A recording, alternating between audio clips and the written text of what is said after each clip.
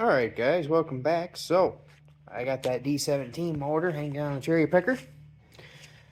Getting ready to put her back in the tractor. I just pulled the tricycle out of her. Just getting ready. Gotta put the adapter bell housing plate and the clutch and flywheel back on it. So, the throw out bearings are all in good shape. I already checked all that in here, so she's pretty much just start ready to actually button it up. And I don't think it's going to take all too long once we get her to the point where she's ready to go back together. Once she's back in the tractor and I get the tricycle back on it, then we're going to throw the head on it and get her in time. Right now we're ready to time her, but to try to hold it back there on the bench and torque the head down, we're not doing that. So you can't hold it. So we're just going to get her in the tractor, get her so she's ready to, I guess, get put back together is the only way I can say it. That's my plan so far. And then I just wanted to walk around the back here and show you. We took the rear lift arms off this tractor.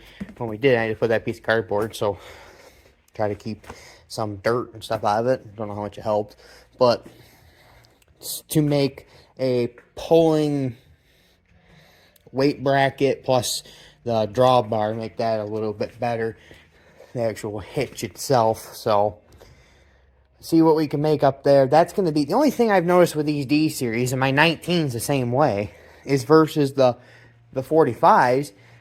The 45s have nice straight frame rails to make weight brackets. These 17s, there's nothing under them. I like putting weight in the middle sometimes, and there's just nothing under them there to bolt to.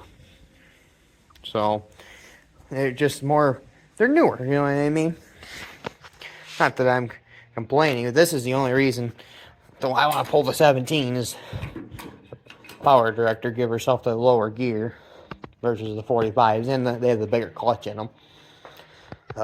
45s clutches sometimes are, when you're really working them, they can want to slip on you. If you got a good clutch in them, they haven't too bad yet on me, but they can try if you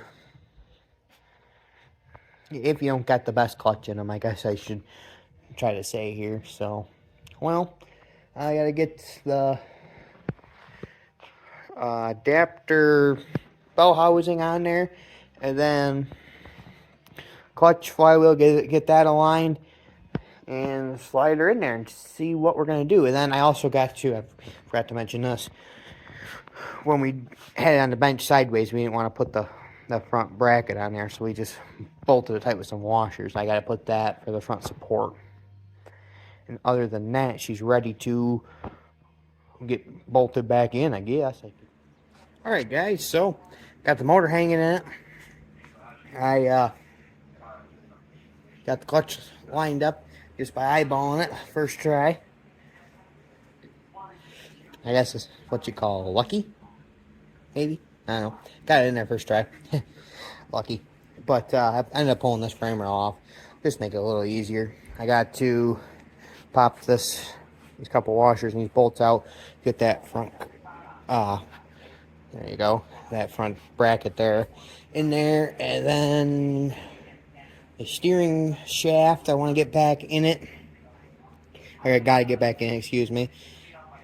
Get this frame rail back on it, and then I want to get the tricycle sitting right back under it tonight. So, yeah, I guess that's what we're going for. And then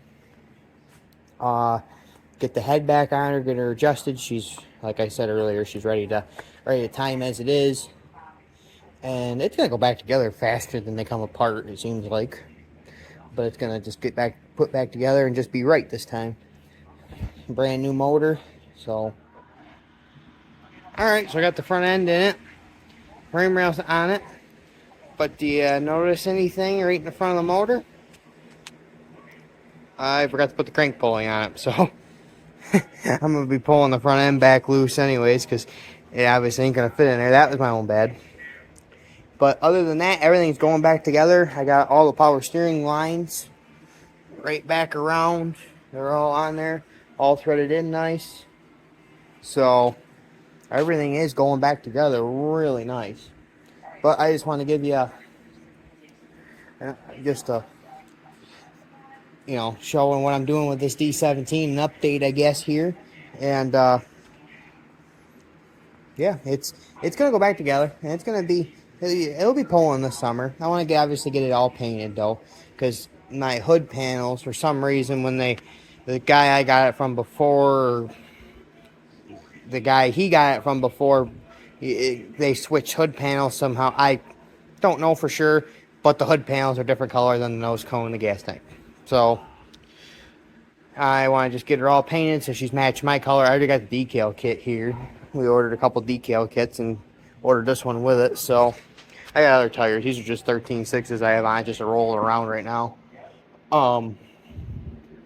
Yeah, so she's going back tomorrow night or something like that. Next night it's raining. I'll pop the front end back loose. Just, I only need to go back. I might be able to just leave her bolted right in, leave the bolts in, but just pull her back some. I only need about an inch. I can't believe I forgot to put the crank pulley on it. So, anyways, I'm gonna wrap this up here. If you like this type of content, instead of the plowing or the pulling, of putting together a puller. Yeah, that's what this is.